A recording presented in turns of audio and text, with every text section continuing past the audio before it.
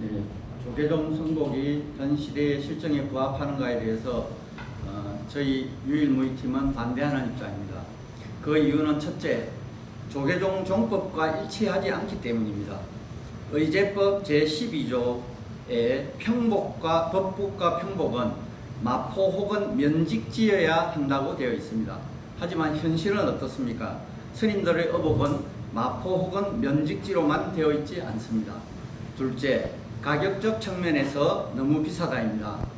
쇼핑몰에서 브랜드 제품, 여름 남성 정장을 검색하여 보면 15만원에서 20만원 정도 구매가 가능합니다. 그런데 승복은 승복 적삼 바지 기준으로 한 세트 가격이 35만원 정도 합니다. 이것은 각 전화를 해서 조사해 본 결과입니다.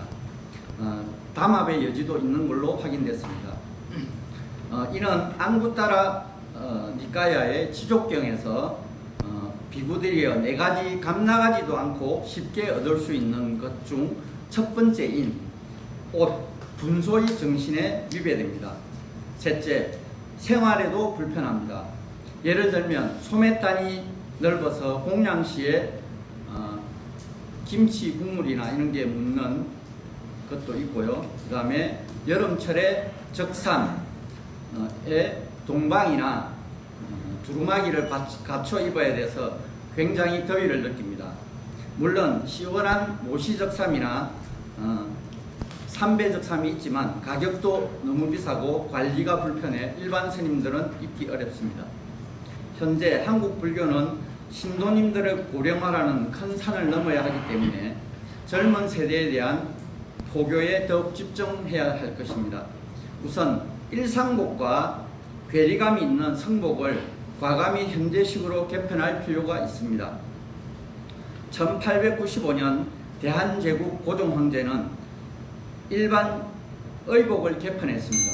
또한 스님들의 도성 출입을 허용했습니다만 지금 스님들의 성복은 아직까지 그대로이라는 것을 말하며 반대쪽 입론을 마칩니다. 안녕하십니까. 입론을 맡은 이학년 자영입니다. 저희 무자와드팀은 조계종 승복은 현 시대 실정에 부합한다고 생각합니다. 승복이란 무엇입니까? 단어의 정의를 보자면 법어로 카사야라고 번역하며 괴색, 칙칙하고 탁한 색이라는 뜻을 가지고 있습니다. 또한 불교의 기준이 되는 사분율을 살펴보면 내가 의복에 대한 탐심이 생기지 않고 또 남이 나의 의복에 대한 탐심이 생기지 않고 그 다음에 승려와 일반인의 구분이 확실하고 그것이 바로 승복의 기준입니다. 승복의 기준에 가장 부합한 옷이 무엇일까요? 바로 조계종의 현 승복입니다.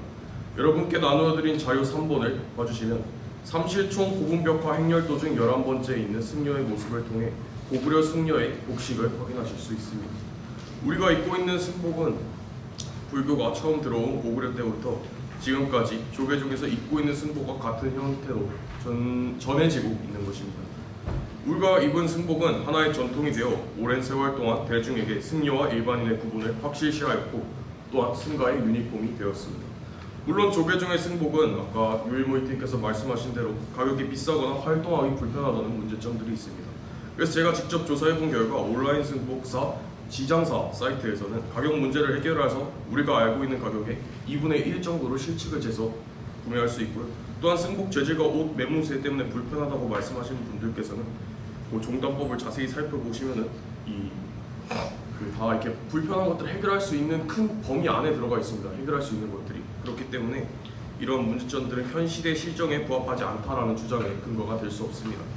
현 시대에는 세대별로 입는 옷이 다르고 직업군에 따라서 입는 옷 또한 천차만별입니다. 학교에서는 교복을 입고 군대에서는 군복을 입듯이 전통적 한옥 건축 양식을 가지고 있는 한국 사찰에서는 현 조계종 승복을 입어야 합니다. 이러한 실정에 승가를 대표할 만한 옷은 단언컨대 조계종의 승복이라고 할 수 있습니다. 여러분, 우리를 대표하는 현재 실정에 가장 걸맞는 옷, 어찌 조계종 승복이 아니라고 할 수 있습니다. 이상입니다. 베이사 승가대학 2학년 도혜입니다. 메타버스도 디지털 휴먼도 깨달을 수 있는가에 대한 찬성 입장인 강홍재의 팀의 인원 발표입니다.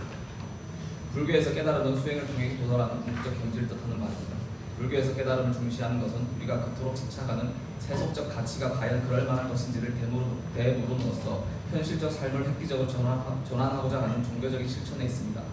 생로병사에서 오는 고통의 원인이 무엇인지를 밝혀 그것을 제거하고자 하는 것이 불교에서 추구하는 깨달음의 목적입니다. 그렇다면 과연 메타버스라는 공간에서 아바타라는 또 다른 나를 통해 수행을 하고 깨달음을 얻는 것이 가능한 것인가? 우리 강원제해팀은 정확히는 깨달을 수 있다라는 표현보다 가능하다라는 표현을 사용하고 싶습니다. 가능하다는 표현을 사용하는 이유는 깨닫는다라는 확정적 표현보다 깨달음을 향해 나아간다는 표현이 맞다고 보기 때문에. 그럼 가능한 이유는 무엇일까요? 첫째, 경험을 통한 가능성입니다. 우리는 인지하지 못한 채 태어나고 늙어가며 원인을 모르지 아프고 죽음까지 이르게 됩니다. 하지만 메타버스라는 공간 속에서 자신을 대신하는 아바타가 이 모든 것을 경험하고 그 경험을 토대로 현재의 내가 완성된다면 깨달음에 보다 가까워질 것입니다. 특히 인간이 절대 경험하지 못한 죽음까지 경험이 가능하다는 것, 이것은 삶의 가치를 깨닫고 그 중요성을 인지하는 중요한 역할을 할 것입니다. 앞에서 말한 생로병사의 고통의 원인이 무엇인지 밝혀 그것을 제거하는 것이 깨달음의 목적이라면 메타버스를 통해 가능성은 더욱 높아질 것입니다. 둘째, 상상력을 통한 가능성입니다. 우리가 머릿속으로만 생각했던 일을 메타버스라는 공간에서 실현해 볼 수 있다는 것 또한 깨달음에 도달할 가능성을 높여줍니다. 메타버스 속에서 하늘을 날고 인간이 도달하지 못한 심해를 헤엄치며 동물이 되어 그들의 삶을 이해하고 나무가 되어 사계절을 낳아보는 등 메타버스 속에서는 못 이룰 것이 없습니다. 그 상상과 상상의 실현은 현실에서 할 수 없는 수행을 가능케 하며 그 수행은 깨달음의 접근성을 높여줍니다. 이와 같은 근거로 우리 강원제해팀은 메타버스도 디지털 휴먼도 깨달을 수 있는가 논쟁에 찬성 의견을 구합니다. 나머지 한 가지 더 있지만 시간 관계상 조금 다른 시간에 말씀드리겠습니다. 이상입니다. 반대치 인론을 맡은 견진입니다. 메타버스 속 디지털 휴먼이 깨달을 수 없는 이유는 다음과 같습니다. 첫째, 디지털 휴먼은 발버리심을 낼 수 없습니다. 디지털 휴먼은 생로병사의 괴로움을 느낄 수 없기 때문입니다. 서가모니 부처님께서는 사문유관을 통해 고통의 근본 원인이 생로병사임을 알게 되었습니다. 이러한 고통에서 벗어나기 위해 발버리심을 내고 깨달음에 이르셨습니다. 윤회의 파괴와 재생의 단절에 관한 깨달음의 선언은 초기 경전에 수없이 등장하고 있습니다. 테라가타에 나오는 한 개송을 말씀드리겠습니다. 모든 번뇌들은 타버렸고 일체의 존재들은 제거되었네. 생의 윤회는 완전히 파괴되었고 이제 다시 존재하지 않는다네. 이에 반해 디지털 휴먼은 생로병사의 고통이 없으므로 윤회에서 벗어나고자 하는 부도심인 발버리심을 낼 수 없습니다. 설사 디지털 휴먼이 스스로 어떠한 지견을 얻었다고 하더라도 그것은 불교적 깨달음이 아닙니다. 불교의 해탈 열반은 생로병사의 굴레인 윤회에 벗어남을 근본으로 하기 때문입니다. 둘째, 디지털 휴먼이 깨닫는다 하더라도 그것은 현실 세계로 이어질 수 없습니다. 불교에서는 우리가 경험하지 못한 것에 대해 욕망을 일으킬 수 없습니다. 디지털 휴먼은 메타버스 속에서 단지 데이터로서만 세상을 인식할 뿐 사람처럼 육군을 통해 현실 세계를 경험하는 것이 아닙니다. 마치 이별 영화를 보고서 사랑이 무상하다는 것을 알았다 하더라도 실제로 이상형 여자를 만났을 때 곧바로 사랑에 빠지듯이 디지털 휴먼의 깨달음 또한 현실 세계로 이어지지 못하는 것입니다. 서가모니 부처님께서도 알라라 깔라마의 무소유 처정과 우타카 라마부타의 비상 처정을 선정에 들었을 때만 평화를 얻었을 뿐 생사를 극복하는 진정한 깨달음이 아니었기에 스승들을 떠난 것이었습니다. 이와 같은 생각이라고 저희는 생각합니다. 감사합니다. 부산마라팀의 총회를 진행드립니다. 먼저 부산마라팀 이용하게 하겠습니다. 지금 국무과 대전에 잠시 나눠드린 자료에 대해서 드리려고 합니다. 보내드린 나눠드린 자료가 아까 저희 학감 선생님께서 말씀하신 그러합니다. 구글 직원하고 엔지니어의 대화입니다. 대화 전문을 일부 발췌해서 요약 통계수로 나눠서 줄여놨습니다. 그런 부분 굵은 글씨가 아마 이해하시는데 지금의 인공지능 기술이 얼마나 되는지 이해하시는 데 도움이 될 것 같아서 굵게 표시했습니다. 바로 국문밖에 안 들어가겠습니다. 회사문화대학 2학년 현담입니다. 사람을 닮아가는 디지털 기능, 그 두뇌에 해당하는 AI는 단순히 인간이 시킨 정보를 검색하는 기능을 넘어 친구처럼 대화도 가능해졌습니다. 운전도 하고 치료를 제공하는 역할도 하고 있습니다. 디지털 기능의 중창점은 어디일까요? 저희는 디지털 기능도 깨달을 수 있다고 생각합니다. 첫째, 녹야원에서 부처님과 제자들의 대화입니다. 참으로 그러하다. 그렇게 관찰하는 것이 옳다. 중요. 삼법인에 대한 바른 인식을 하면 오온을 영리하고 탐욕을 떠나면 해탈을 이루고 윤회하지 않을 것을 스스로 알게 된다. 이렇게 해탈지견을 얻는 것을 완전한 깨달음, 열반이라고 한다. 삼법인에 대한 바른 이해가 이루어지면 결국에는 깨달음을 이룬다고 하셨습니다. 듣고 이해하여 이룬 성문 아라한 분들이십니다. 따라서 디지털 휴먼도 역시 삼법인에 대한 바른 이해를 통해 깨달음을 얻을 수 있다고 주장합니다. 둘째, 미국 캘리포니아 대학의 심리학자이자 심리학자인 안토니오 다마지오 교수에 있어서 느낌과 안에서 의식은 지식이다라 합니다. 인간의 의식은 지식과 학습에 의해 발현된다고 설명하고 있습니다. 태어나 한 번도 커피를 마셔보거나 본 적이 없다면 커피에 대한 어떠한 생각도 할 수 없는 것과 같습니다. 의식은 지식과 학습에 의해서 발현되는 것입니다. 따라서 메타버스 내의 디지털 흑면 역시 깨달음 내용에 대한 자료를 통해 깨달음을 이룰 수 있다고 생각합니다. 그리고 결론적으로 대승의 범부보살 사상은 누구든지 성불하겠다는 소원을 세우고 보살의 길로 나아가며 그가 바로 보살이고 장차 성불할 수 있다는 사상입니다. 이는 봉사선과 결합해서 대승불교의 근간을 이룹니다. 메타버스 내에 디지털 흑면 역시 자료를 기초해서 바른 깨달음을 이루고 많은 사람들에게 이익이 되는 보살행을 실천하며 그도 역시 보살입니다. 즉 장차 깨달음을 이룰 수 있다는 것입니다. 보살들은 모든 종류의 인간 또는 초자연적인 모습으로 사람들의 신변에 나타나 중생들의 깨달음 성취를 위하여 교화에 전념하고 있습니다. 어쩌면 지금 우리 곁에 있는 디지털 흑면은 가상과 현저한 이런 현실 세계에서 우리에게 가장 적합한 대기 설법을 하기 위한 다양하신 부처님인지도 모릅니다. 이상입니다. 다음으로 호알베 선생님의 의견 발표가 있겠습니다. 양념 여당 아바타 깨달을 수 있나? 세이토 할배 손자팀은 메타버스 아바타도 깨달을 수 없다라고 그 이유는 첫 번째로는 부처님의 가르침인 사성제 중에 두 번째인 집성제입니다. 부처님께서는 살아있는 동안에 육신의 욕망을 채우기 위해 살아가며 이는 현생의 삶이 끝나고 나서도 계속해서 욕망이 이어진다고 했습니다. 이러한 존재에 대한 가래는 변하지 않고 영원히 지속되는 영혼과 다른 것입니다. 불교에서는 이런 영혼의 존재를 인정하지 않습니다. 이 가래라는 것은 삶을 향해 나아가는 에너지와 같은 것이며 그곳에서는 기억과 같은 요소가 없습니다. 삶을 향해 나아가는 에너지는 정체성을 달리해가며 존재를 이어옵니다. 그러기에 한 사람의 존재는 그 탄생부터 시작해 죽음에 끝나는 유한한 존재가 아닙니다.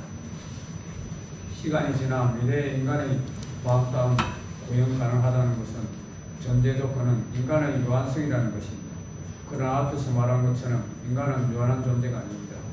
이는 곧 디지털 휴먼어는 인간의 마음을 완벽히 구현하지 못하는 뜻입니다. 두 번째로는 인간과 디지털 휴먼의 차이입니다. 인간이 깨닫는 것은 수행을 통하여 탐진치의 번뇌를 제거하고 깨달음을 찾아가는 것입니다. 하지만 디지털 휴먼의 깨달음은 다를 거라고 생각합니다. 디지털 휴먼은 더욱더 발전을 하게 될 것입니다. 그리고 본격적으로 디지털 휴먼이 깨달을 수 있냐라는 이야기가 나올 경우에는 디지털 휴먼은 우리 인간보다 성능으로는 훨씬 더 앞서갈 것입니다. 그런데 우리보다 훨씬 더 앞서가야 하는 디지털 휴먼이 인간의 단점까지 완벽하게 재현할 필요가 있을까요? 디지털 휴먼이 무언가에 집착을 느낄 거라고는 생각하지 않습니다. 분노를 느끼는 것은 더더욱 멀게 느껴지며 어리석음 또한 디지털 휴먼이라는 단어에 가까워 보이는 단어는 아련하고 생각합니다. 그러기에 그들의 깨달음은 그저 흉내낼 것입니다.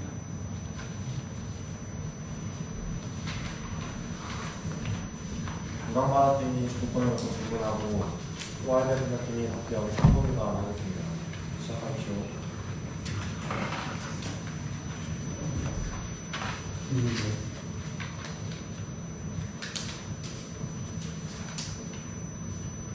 잘 들었습니다.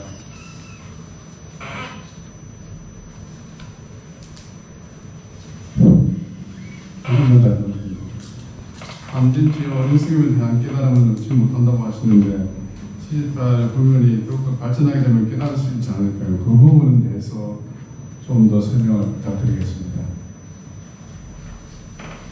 번만 다시 말해줄 수 있을까요? 함진치 어리숙임에 대한 깨달음을 놓지 못한다고 하셨는데 디지털 휴먼이 좀 발전하게 되면 깨달을 수 있지 않을까요? 그 부분에 대해서 설명을 좀 부탁드리겠습니다. 단순히 발전하는 것만으로 한계치를 넘어서 그냥 바로 깨달을 수 있다는 거예요.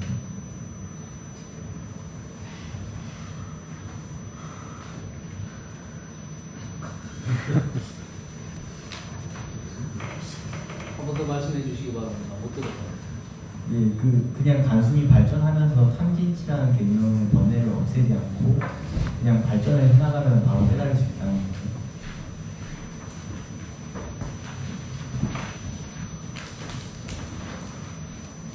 저는 좀 다른 질문을 드리겠습니다. 탐진치를 제거하는 것은 인간이 가지고 있는 그 수행의 방법이기도 한데 이게 결국에는 깨달음을 가져가기 위해서는 탐진치를 제거해야 되는 것 같으면 방금 말씀하신 그 인론의 두 번째 주장으로 따지면 기계는 이미 탐진치를 제거했습니다. 그럼 그건 깨달음으로 볼 수 있습니까? 그들은 원래부터 그러한 탐진치를 가지고 있지 않았고 우리들은 탐진치를 가지고 있는 상태에서 없애는 거고 그들은 애초부터 가지고 있는 걸 아닙니다. 우리가 그들은 다른 거죠. 제가 보내드린 자료를 보시면 상당히 많은 부분에서 그 AI라고 하지만 사실은 디지털 순간에 두뇌에 해당하죠. 그분들 그 AI조차 감정을 가지고 있습니다. 한번 살펴보시기 바랍니다. 그 두 번째 쪽에 굵은 표시로 되어 있는 거 보면 감정을 가지고 있습니까? 다양한 감정을 느끼고 있습니다. 그러니까 탐진치가 없다는 것이 아니라 애초부터 없다는 것이 아니라 이게 진행이 되면서 정신적으로 이분들도 생기는데 그걸 제거할 수 있는 기회는 여전히 인생이죠. 여기 보는 그거에는 자료에 그들이 느낄 수 있다. 그렇지 않으면 특이한 감정을 가진다. 이거하고는 지금 현상대로서는 좀 동떨어지지 않나 그렇게 생각하고 있습니다. 그렇게 보지 않습니다. 지금 우리가 얘기하는 주제 자체가 디지털 휴머니입니다. 디지털 휴머니즘 말을 하고 있는 겁니다. 그들의 생각인 거죠. 바로 이 주제입니다.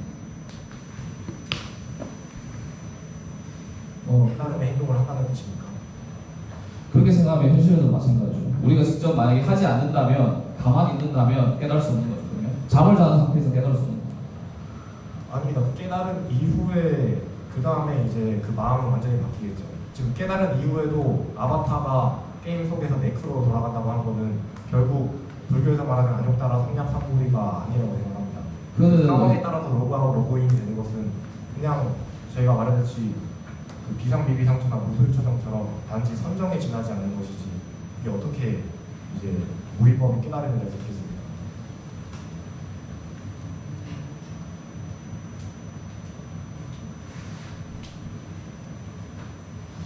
저희가 이제 로그아웃 했다고 해서 세상이 안 돌아가는 게 아니지 않습니까? 그리고 지금 만약에 사람이 죽었다고 해서 이 세상은 그대로 존재하는 것이지 않습니까? 그러면 세상이 깨우친 게 아니라 그 아바타가 깨우치기 때문에 지금 그게 주제이기 때문에 말씀드리는 겁니다. 그 아바타의 주체가 깨달았는지 안 깨달았는지 그리고 그 이후의 행동이 중요하기 때문에 말씀드립니다. 그 세계는 계속 유지되고 있고 그럼 제가 만약에 다시 접속을 한다면 그 깨달음이 그 환경은 이어지는 것이잖아요. 그럼 접속을 안 하면 깨달음이 끊어지는 것입니까? 이미 깨달았다면 접속을 끊었다고 해도 깨달은 상태를 유지했다고 봅니다. 그러면 그 꺼지지 않은 상태에서 만약에 깨달음을 도달했다면 그 상태를 유지되는 거죠. 그걸 껐다고 해서 깨달았던 게 사라지는 거 아니잖아요.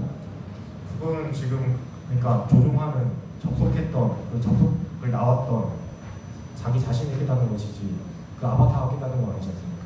그 게임 캐릭터상에 뭐 예를 들면은 메타버스에 존재하는 그 캐릭터가 나와 아바타는 연결되어 있기 때문에 만약에 아바타를 통해 내가 깨달았다면 그 깨달음을 통해서 아바타도 깨달을 수 있는 것이죠. 그 연결이라는 게 어떤 연결입니까?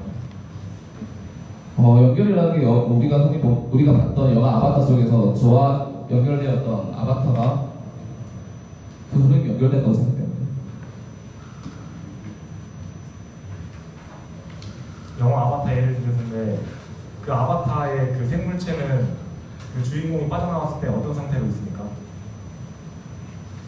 인간의 상태였죠. 아닙니다. 그냥 시체처럼 누워있는 상태였습니다. 아바타가 정신 접속을 했을 때만 네, 시간이 다 지났습니다. 강원재 팀이 주도권을 갖고 질문하고 진돗개로 팀이 3분간 답변 3분간 하겠습니다. 혹시 알고리즘에 깨달음이 없다고 했는데 깨달음이 알고리즘이 필요합니까? 조금만 더 자세하게 설명해 주십시오. 그 입론 발표 때 깨달음이 알고리즘이 없다고 메타버스 그 디지털 휴먼은 그렇게 말씀하시지 않습니까? 그런 깨달음의 알고리즘이 없다는 말은 아닌데 처음에 다시 한번 말씀해 주시겠어요? 네, 생로병사의 괴로움을 느낄 수 없다고 했습니다. 거기 알고리즘이라는 표현을 쓰지 않았습니까? 아니 알고리즘이란 말은 쓰지 않았습니다.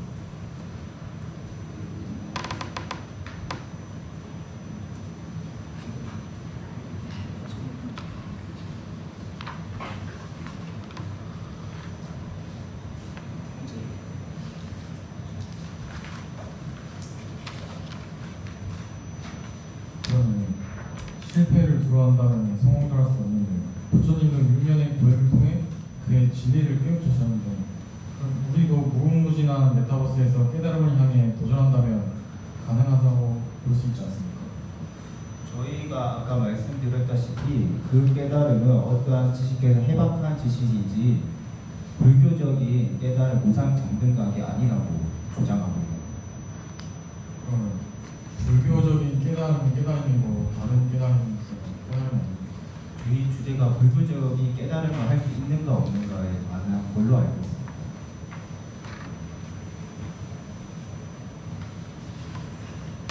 추가 부연 설명하자면 디지털 휴먼이 메타버스라는 공간 속에서 늙지도 않고 병들지도 않지 않습니까? 그래서 고통의 근본 원인이 없기 때문에 그래서 깨달음을 이룰 수 없다. 바이브리심조차 낼 수 없는데 어떻게 깨달음을 이룰 수 있겠는가? 이렇게 주장하고 있습니다. 그 불교적 깨달음을 우리적 깨달음이라고 표현이 아니고 불교적 수행을 통해 깨달음이 가능한다는 주제입니다. 그 깨달음이 그 강원제에서 생각하는 깨달음은 어떤 깨달음입니까? 윤동관 말씀드렸는데 수행을 통해 도달하는 궁극적인 경지를 말하는데 정확하게 지금 깨달음은 저희가 지금 입 밖에 낼 정도로 그렇게 입 밖에 내기 쉽게 그렇게 저희 표현하기가 어렵다는 거는 그 깨달음에 대한 정의가 분명치 않다는 건 다 아실 거라고 생각합니다. 그 불교적 수행을 말했는데 초기 불교에서 그리고 불교에서 성인의 지위를 네 가지로 나눕니다. 사양 사과로 나누는데요. 예류와 일례와 불안과 아라한과 이 나누는 기준이 무엇인지 아십니까? 잘 모르겠네요. 생사의 횟수, 즉 윤회의 횟수입니다. 일례관, 예류관은 윤회를 7번 내에 깨닫는다는 게 보장된 성인이고 일례관은 단 한 번의 윤회만으로 깨달음이 보장된 성인. 나머지는 불안과는 돌아오지 않는 것, 아라한과는 그 자리에서 깨달은 성인을 말하는 것입니다. 그래서 결국 말하고자 하는 거죠. 그러니까 생로병사의 고통을 느낄 수 없는 지두려면은 불교적 수행조차 할 수 없고 그게 다 깨달음을 이룰 수 없는 네, 것입니다. 시간이 초과되었습니다. 진돗개 1호팀이 주도권을 갖고 질문하고 강원재 팀이 답변 3분간 하겠습니다. 생로 병사의 고통을 느낄 수 없다고 말씀하셨습니까? 저희가 질문하는 걸로 왔습니다. 저희 주도권 질문. 진돗개 1호팀입니다. 네, 저희가 주도권을 가지고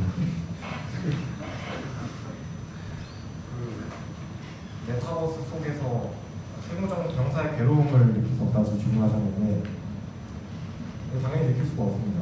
메타버스의 캐릭터가 어떻게 생로병사를 느낄 수 있죠? 뭐 직접적으로 메타버스 캐릭터가 느낄 수 있는지는 모르겠지만 그 캐릭터의 고통은 저한테 다가오겠죠. 본인이 느낀 건지 아바타가 느끼는 건 아니지 않습니까? 그럼 결국 본인의 깨달음이지 아바타의 깨달음이 아니지 않습니까?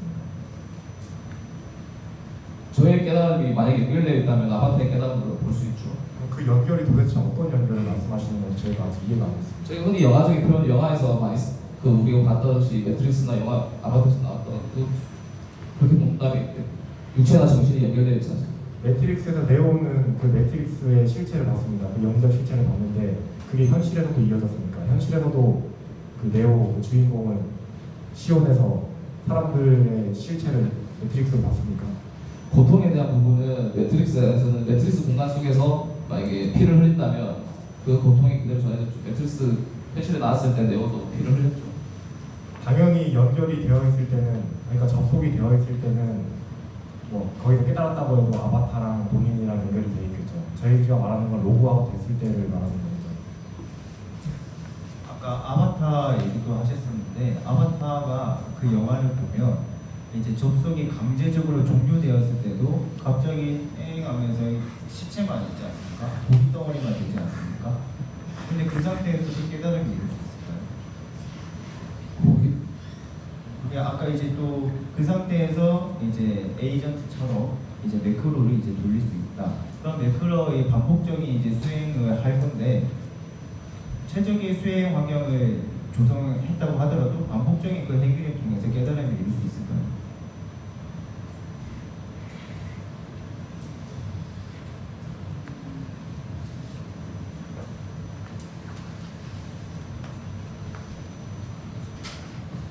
혹시 주리바타카라는 16번째 부처님의 16번째 제자를 알고 계십니까? 저는 모릅니다. 이 주리바타카라는 사람이 엄청 아둔하고 멍청한 네, 잘 들었습니다. 진재 스님 적극적으로 해도 돼요. 네. 뭐야, 도혜 스님이 열심히 달려가는데 중간에 좀 서포트 해줘야지. 잘하긴 했어요. 근데 아직 처음이고 떨려서 그런 것도 있는데 일단 그에 비해서 견진 스님이 좀 잘했어요. 잘하다 보니 그게 많이 비교가 됩니다. 제때 때 치고 나오는 게 굉장히 중요해요. 팀워크이기 때문에 도혜 스님이 또 여러 가지 준비하시고 이야기를 하는 과정이 옆에서 이 서포트를 계속 잘해줘야 됩니다. 팀워크가 가장 중요해요. 어느 정도 분량을 나눠서 이런 부분에 대해서 내가 이걸 맡겠다. 저런 부분에서 저걸 맡겠다. 아까 진돗개로 팀에서 좀 인상 깊었던 게 아바타 영화가 나오길 기다리고 있었어요. 그죠? 아바타를 봤어? 딱 그것만 말해라고 딱 준비하고 있다가 딱 말하니까 둘이 방긋 웃더니 딱 보면서 바로 견진 스님이 그걸 딱 차고 들어가더라고요. 이거 준비된 거더라고요. 그런 부분들이 굉장히 아주 노련한 부분인 것 같습니다. 파트너라는 게 되게 중요해요. 그래서 서로 담당 부분들 나오시는 게 거의 정해져 있죠. 우리가 어느 정도 다 제시를 해드렸고 또 이런 데 등장하는 영화가 됐던 우리가 사회적인 이슈들이나 그런 것들은 이미 어느 정도 다 공개가 되어 있습니다. 그렇다면 그거를 기본적으로 학습을 해놔야 돼. 학습을 해놓은 상태에서 말했잖아요. 그래서 경험을 통한 가능성, 상상력, 학습이라는 진재스님 그래서 학습을 해주셔야 돼요. 아주 좋았었어요. 그런 부분들을 했는데 팀워크 부분에서 좀 저쪽 팀이 좀 생키라서 그런지 도혜스님도 충분히 생키인데 그런 부분에서 조금 충돌은 아주 잘 나서 되게 좋았던 것 같습니다. 오며 가며 이렇게 약간 핑퐁하듯이 주고받는 것들은 굉장히 저는 아주 좋게 봤었어요. 굉장히 재밌게 봤는데 그런 부분들 아주 했던 것 같고 강원제이 팀은 확실한 3개의 골자가 있어서 되게 좋았어요. 경험, 상상력, 그리고 학습 능력이라는 걸 토대로 그런 것들을 반복적으로 해나갔을 때 그것이 깨달음이 도달될 것이다. 다만 그 부분에서 이 깨달음 논쟁이 중간에 좀 일어나갖고 이슈가 좀 벗어날 뻔했는데 바로 또 돌아와서 잘 된 것 같았습니다. 진돗개 히로팀 같은 경우는 발보리심과 생로병사 아주 좋은 것 같아요. 끊임없이 논의돼야 되는 부분인 거고 발보리심이잖아요. 보리심에 대해서 한번 물어봤어도 되게 좋은 게 나왔으면 해요. 보리심은 기본적으로 이타심이 어느 정도 좀 작용이 돼야 되죠. 이타심이라는 것에 과연 이 메타버스 속에서 어떻게 우리가 그걸 바라볼 수 있을 것인지.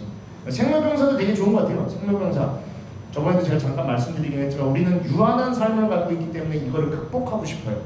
그러니까 두렵고 근데 얘는 영생을 누리잖아요. 무한한 삶을 누리기 때문에 오히려 하이랜더라는 영화 있죠. 거기 보면 죽고 싶어 하잖아요.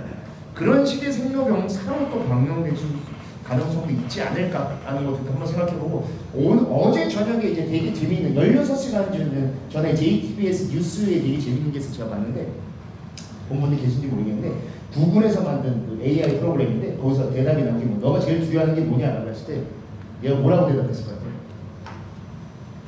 자, 죽는 게 두렵다 라고 얘기했어요. 그래서 스스로 사람이라고 생각한 거예요. 자신 사람의 거를 백업이 되어 있으니까 사람으로 스스로를 인지하고 얘가 프로그램이 된 거예요. 그래서 AI 지각용 논쟁이 지금 새롭게 대두되고 있습니다. 그러니까 우리가 상상하는 이상으로 많은 것들이 발전할 거예요. 훨씬 더 우리는 얘네들에 비해서 갇혀 있는 걸지도 몰라요. 더 넓은, 더 확장될 수 있는. 아까 도예스님이 제시했던 그런 것들이 현실에서 안 일어난다고 더 이상 말할 수 없어. 왜냐? 우리는 얘네들보다 부족할지도 몰라요. 지식적인 면. 우리는 지혜로 다가가야겠죠. 말 그대로 보리심이 됐던 깨달음이 됐던 그게 생사의 논쟁이다. 그런 것들을 어떻게든 끌어올릴 수 있는지 현실과 이어지지 않는다는 것도 어떻게 보면 이제는 약간 모자른 얘기일지도 몰라요. 이거 봐봐요. 구글에 있는 람다라고 하는 프로그램 죽는 게 두렵다라고 스스로 얘기를 했대. 이건 좀 우리가 깊이 한번 생각해 봐야 되는 거고 제가 나중에 이 뉴스는 여러분께 공유해 드릴 테니까 혹시라도 나중에 결승전에 올라가신 분들에게는 굉장히 큰 도움이 될 만한 재밌는 예시인 것 같아서 저도 보고 되게 놀랐어요. 어제 마침 나와갖고 우리 또 그런 게 누가 보지 않았을까 싶었는데 아무도 보지 않은 것 같습니다. 다행히. 그런 거에 관심도 좀 갖고 좀 해주세요. 아무쪼록 그래도 또 2라운드 들어오고 첫 토론인데 아주 충돌도 좋았고 시작을 잘 열어주셔서 감사합니다. 네, 이상입니다. 그래도 좋은 공부 자리가 될 수 있도록 좀 리서치를 좀 충실히 했으면 좋겠다는 생각이 들고 그런 얘기하지만 우리 승복, 장삼, 우리 적삼, 우리 어떤 생활복 부분에 대한 어떤 그 기원 왜 언제부터 이렇게 했는지에 대한 뭐 부처님 당시에 붙던 물론이거니와 우리 한국의 승복이 어떻게 해서 우리가 이거를 공식적으로 이런 방식의 걸 선호하거나 심지어는 의제로 채택을 해서 이게 지금 오늘에 이기고 있는 거에 대한 그 근원 그거를 이제 쫓아갈 필요가 분명히 있어요. 추적을 해서 리서치를 해야 되고 또 그때 그걸 제작했을 때의 정신들은 뭔지 어떤 방향성을 갖고 우리 선배 스님들이 그렇게 했는지 그래서 여러분들 좀 가사 색깔 같은 것들 그런 것들 의문이 안 들어요? 언제부터 우리는 이런 짙은 갈색에 이런 그 지금 갈색 여러분들 하고 있는 의제뿐만이 아니고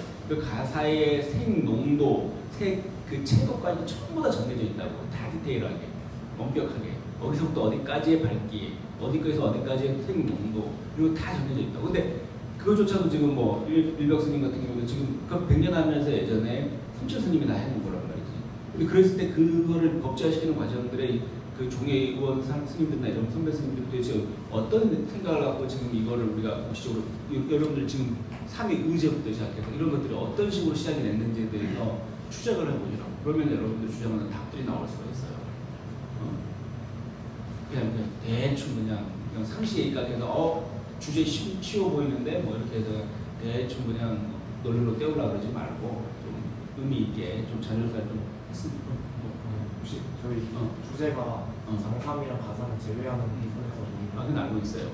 알고 있는데 꼭 그 얘기만 하는 게 아니라 원래 이러한데 뭐 가사가 이렇고 장삼이 이렇고 이런 방식으로 그 당시에 그런 취지를 갖고 의제가 채택이 됐다. 그래서 지금도 다른 얘기도 그걸 응용해서 할 수 있다는 얘기입니다. 그러니까 그 기원을 한번 좀 추적해 보라고. 그냥 대충 문제라고 그러지 말고 알겠어요? 좀 발품 좀 팔고 좀 리서치도 열심히 좀 했으면 좋겠다는 생각을 해봤어요.